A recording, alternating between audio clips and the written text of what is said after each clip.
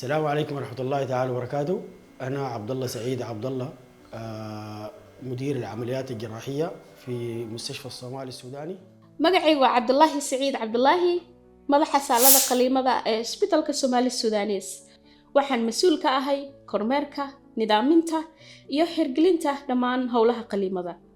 Waxa kale oo aan maamulaa shaqaalaha ka howlgala saalada qaliinka si loo hubiyo in hawshu si habsami leh oo hufan u socoto.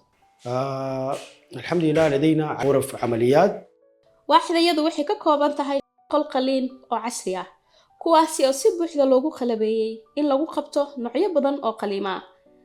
waxa kale oo aan leenahay waaxda bukaan la socodka qaliinka ka hor iyo kadib, halkaas oo bukaanada lagu diyaariyo ka hor qaliinka laguna kormeero kadib qaliinka si loo xaqiijiyo helista soo kabasho ammaan ah oo xasiloon.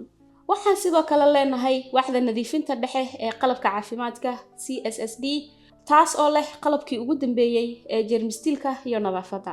waaxdan waxaa maamula koox xirfadlayaal sare ah oo u heelan tayada, badbaadada iyo nadaafadda heerkeedii ugu sareysay.